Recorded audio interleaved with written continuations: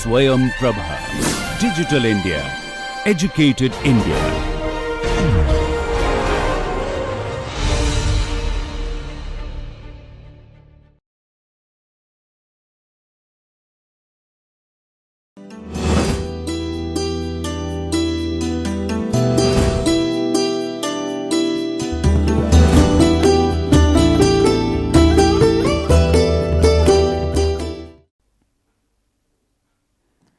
Hello, welcome again.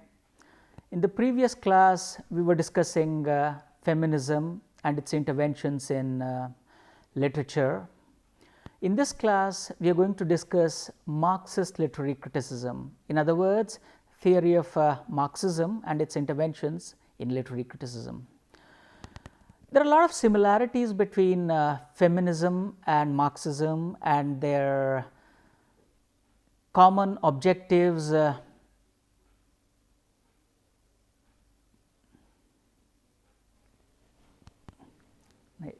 We'll have one more take, Dev.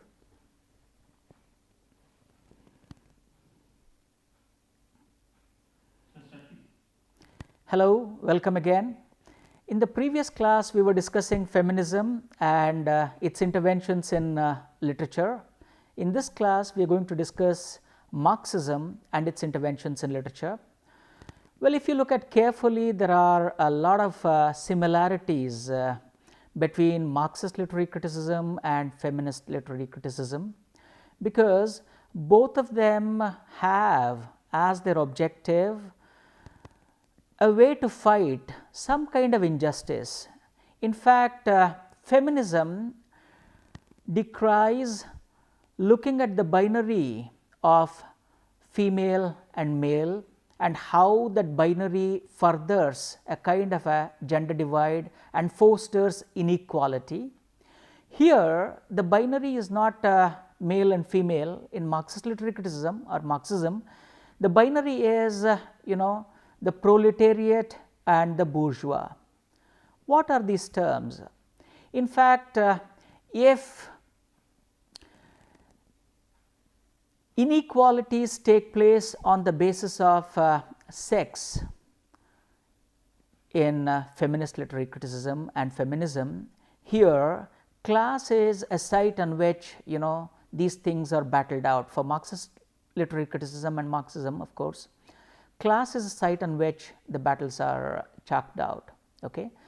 In that sense, both these theories have at their root a kind of an extraordinary objective. And what is that objective?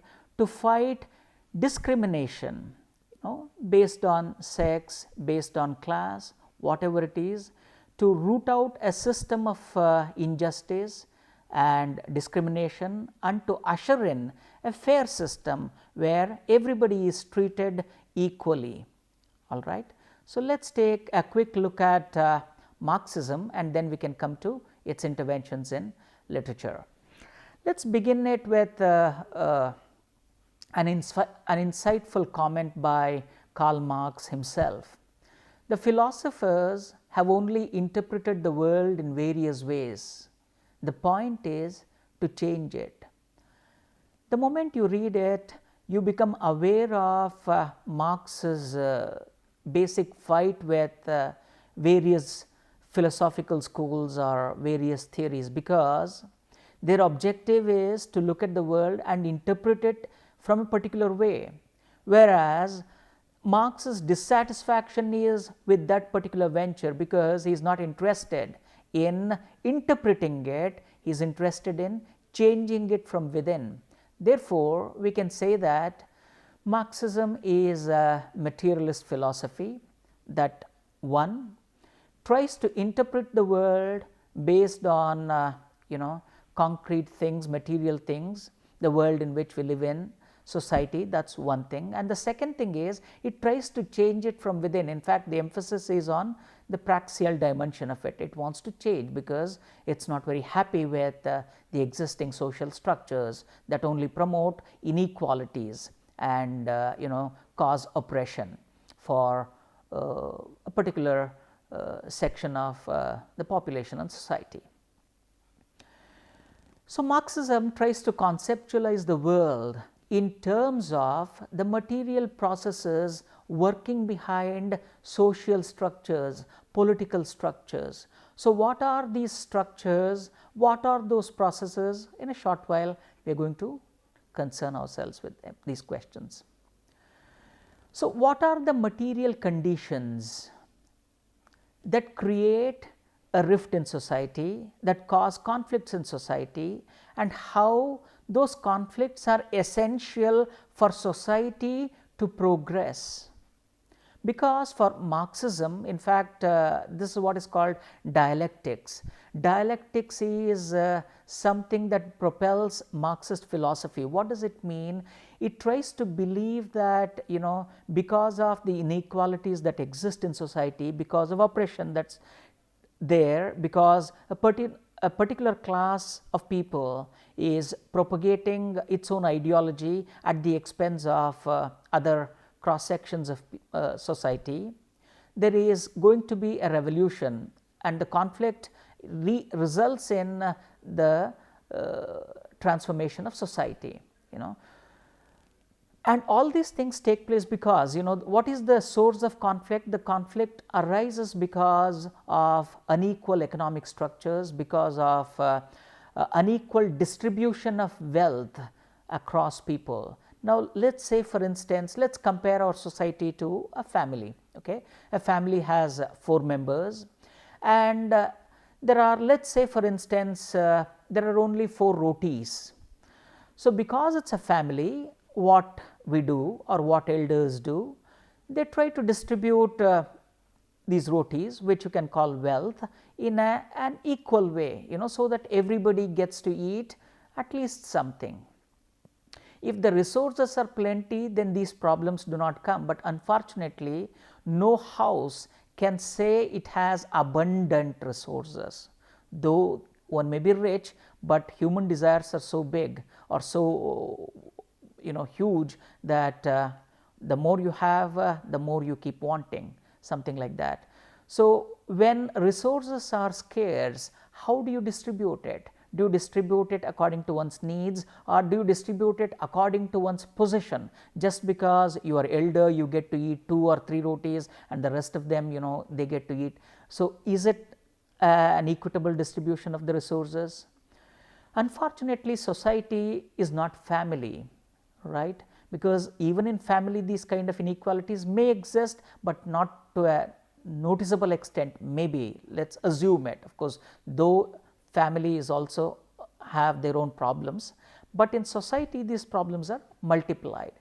So, Marxist intervention is this, that because resources are not equally distributed, there is going to be a conflict, and this conflict result in some kind of revolution, and society is going to change as a result of all these things.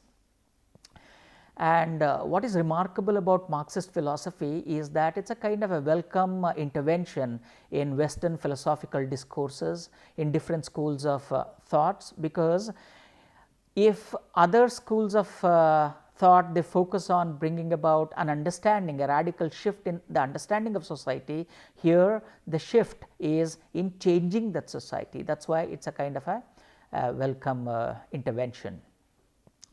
So, before we proceed further, let us take a quick look at some of the common words. We can call them keywords in Marxist literary philosophy. Let us take a quicker look at them, because please remember, we are not exhausting these keywords, some basic words to go by. All right. So, capital or resources, it can be an asset including money, which is basically owned by a few individuals. Capital ultimately is a resource that should be equally distributed in society. Unfortunately, that does not take place. It is owned by very few individuals, and those individuals who have unlimited access to capital are the ones who create inequalities in them, who create societal structures in such a way that it benefits only them at the expense of the majority of the people. So, that is capital for us. And that is a very important word, because anybody who accesses to that becomes the one who initiates inequality, and they want to try only their interests. It creates vested interest. Bourgeois, again bourgeois is a class of people. Class is again an important keyword, we will come to define it. Bourgeois is a class of people or who have direct access to the capital, who own the capital, and therefore they are the ones who are interested in maintaining social orders in such a way that it benefits them. That is the bourgeois class. As opposed to that, we have the proletariat. In fact, this is the binary that Marxism deals with.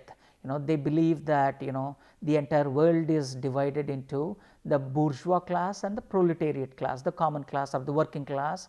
Though the working class exist in majority, unfortunately they do not get to enjoy the resources because they are at the receiving end. They are at the receiving end. So, they are the ones who should initiate change in the society so that society becomes fair. So, dialectics, it is an important term, we have already discussed that. Dialectics is a process through which opposing forces clash, they conflict, and finally the end result of this dialectics is social transformation. Okay. And in dialectics class is again an important word. We have said that here the entire world is categorized into different classes. In other words, it is a classification of society into different classes, the so called the upper class, middle class, lower class, below poverty line. So, these distinctions take place because on the basis of class, social stratification, and this is again related to means of production, that means capital, asset. Class struggle, we have discussed this concept. Class struggle exists in society because resources are not equally distributed. As a result of this, there is going to be conflict, there is going to be a struggle. So, this struggle is necessary because without this struggle society is not going to change automatically on its own. So, these are and hegemony of course is a systematic oppression, a systematic dominance of one group over another. These are some keywords of course, so that they give you an idea of what these things are. And ideology is a belief system, and again ideology is dictated by the bourgeois class because they own the capital, and because they own the capital they create a system in such a way that it works always in their favor. Now, before we discuss here is an important concept that is again crucial to understanding Marxist philosophy. This concept is the base and superstructure. Here the binary is, it is not so much a binary, but we still can treat it as kind of a binary, base and superstructure. We are going to take a look at it, a closer look at it. Let us take a closer look at it. So, if you this is based on an analogy of comparing society to a house. Like the house is built on a base, you need to have a strong foundation on which you build walls and all that. Similarly, a society, all the superstructures of society such as institutions such as education, family, religion, politics, culture, literature, arts, all these are called superstructures. They are based on a base called economic production, means of production. So, what is it trying to say? It is trying to say that superstructure, the quality of the superstructure or the ideological shapings and contours of the superstructure are determined to a large extent by base. The base influences superstructure. And what is the role of superstructure? Because it is dependent on the base, the superstructure has to go on reinforcing the base in very many ways. That is a kind of a vicious circle.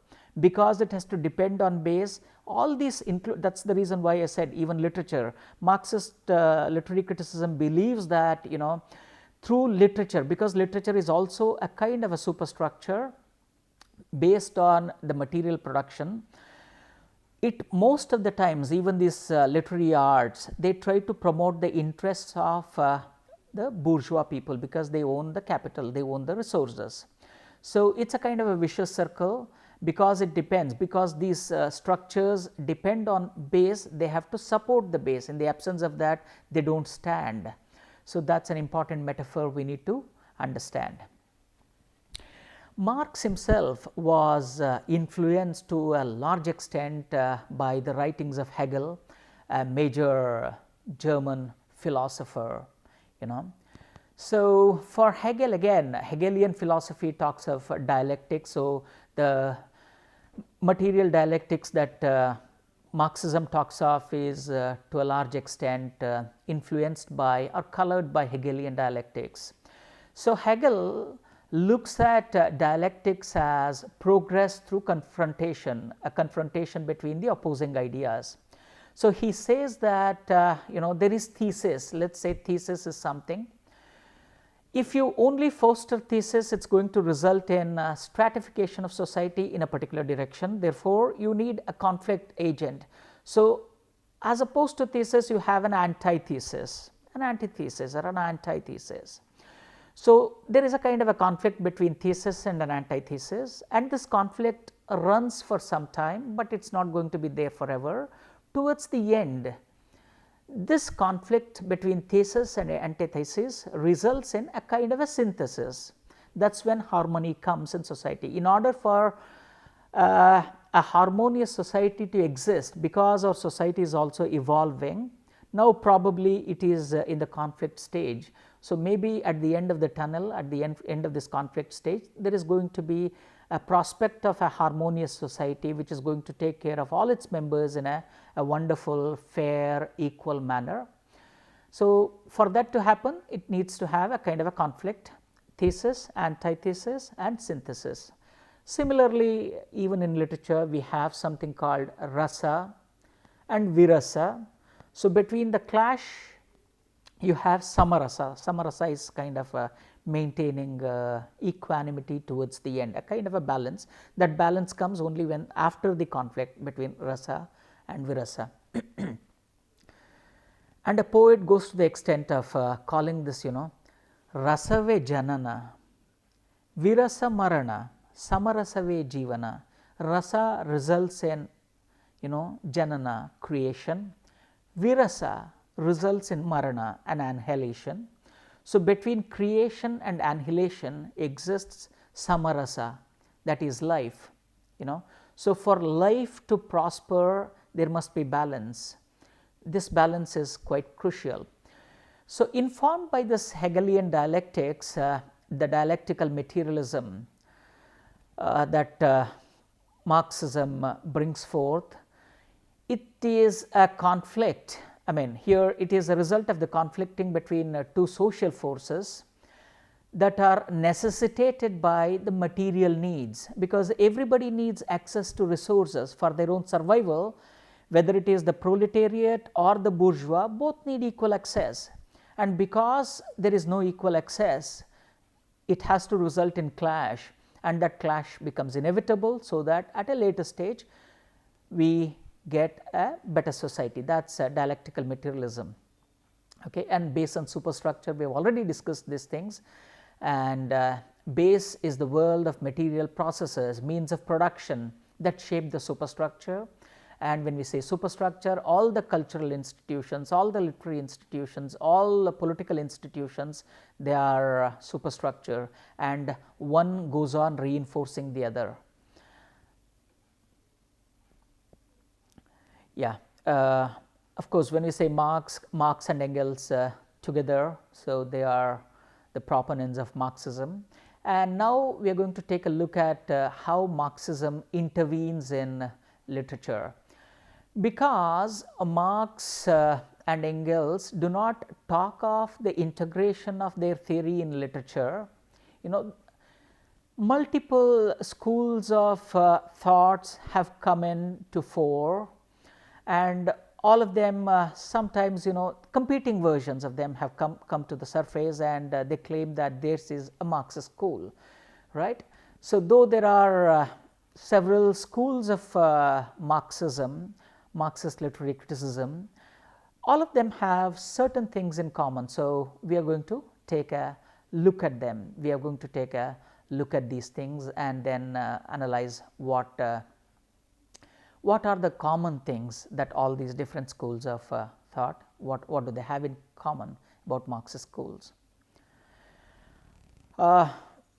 Whatever be the Marxist school, Marxist literary criticism believes that no artistic object is understood without its context, because ultimately all these things have come into existence in the context of certain social order, in the context of certain cultural forces, in the context of certain historical conditions.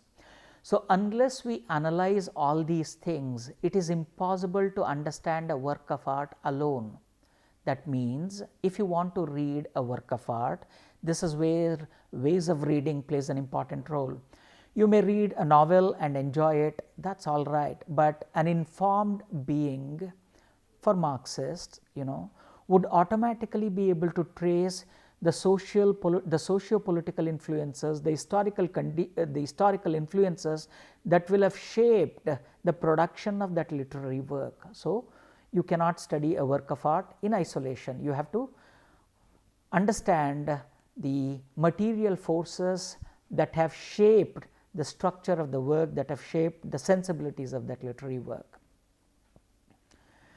All categories by which artistic objects might be measured are themselves construction of that. So, we may use a literary work to examine something, to measure something, but if we forget that they themselves are the product of social structures, then we would be missing an important point here.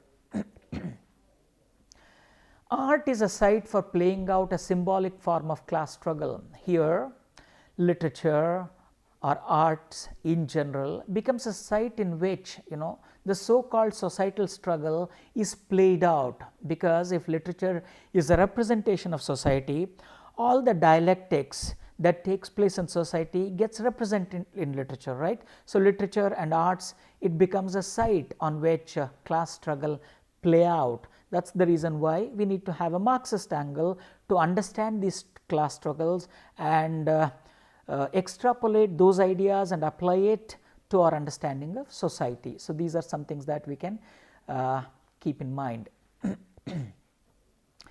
Therefore, typically what does a Marxist literary critic ask when he or she comes across a literary piece, an artistic production?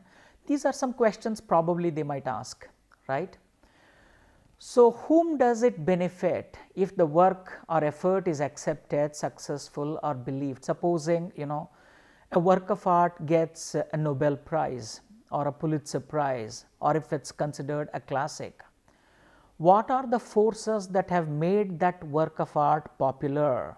Because ultimately we know it very well that, right, nothing is without politics. That is a kind of an axiom that we keep repeating quite often. Nothing is without its political angle.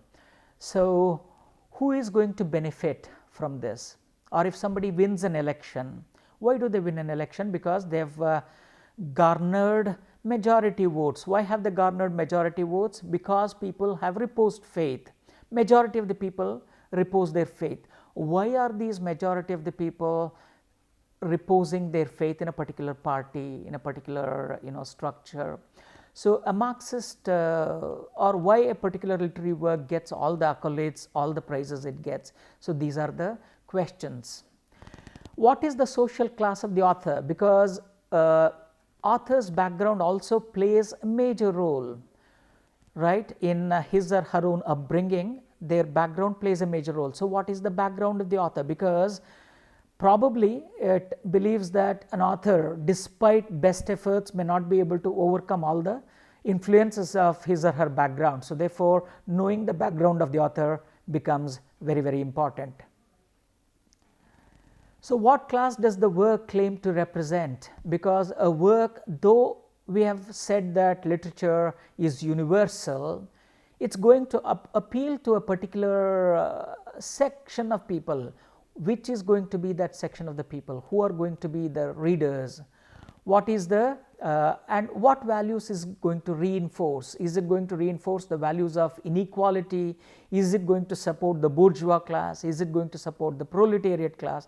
Therefore, there are some committed Marxist writers who use literature as a means to promote Marxist philosophy. So, therefore, they use literature as a tool to promote the philosophy, the objectives of Marxism. But these questions are in general to any other literary piece. So, these are some questions probably Marxist literary criticism would ask. What values the book fosters, what values does it subvert, who is going to be benefited, who has written this work, what is his or her background, who are the readers, why do they read it, what is their background. So, these are some questions, and what kind of class struggles are portrayed in that work of art, what kind of character representation is there. All these things are the kind of questions that Marxist literary criticism would ask when it comes face to face with a literary work or any artistic production.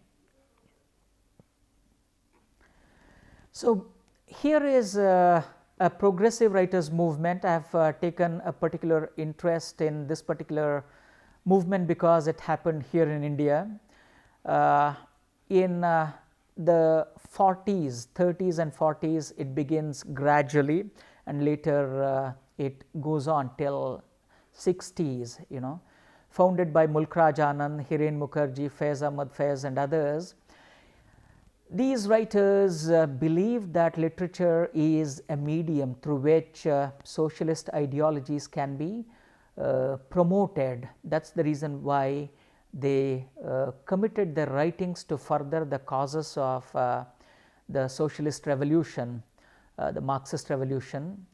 They were also committed to bringing in reforms in the society. Apart from their artistic movement, they also actively participated in very many welfare measures, so many activities and things like that.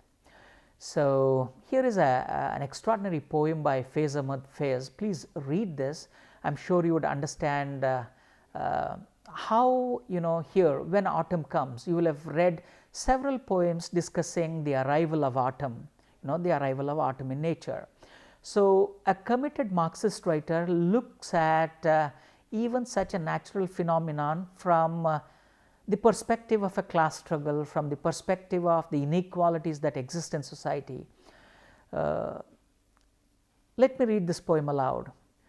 This is the way that autumn came to the trees. It stripped them down to the skin.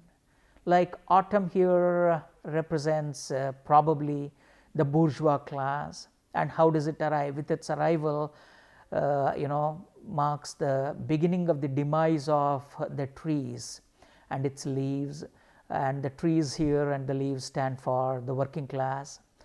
So, like that. So, now it becomes the metaphor becomes evident. So, now you please read the poem. It stripped them down to the skin, left their ebony bodies naked.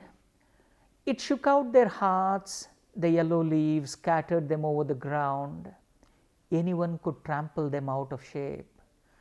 Undisturbed by a single moan of protest. Please pay careful attention towards the choice of the word here. Protest. Scattered over the ground, shook their hearts, yellow leaves, helpless. All these are helpless people, The birds that herald dreams were exiled from their song, each voice torn out of its throat. So, birds here could symbolize literature, arts and all that, but with the arrival of autumn, what happens? Because there is no space for birds, no leaves, right? The entire tree is bare. So, birds are exiled. They dropped into the dust even before the hunter strung his bow. O God of May, have mercy. Bless these withered bodies with the passion of your resurrection. Make their dead veins flow with blood again. Give some tree the gift of green again.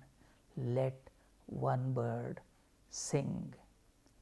The entire poem is rife with images, metaphors, figures of speech, highly borrowed from Marxism.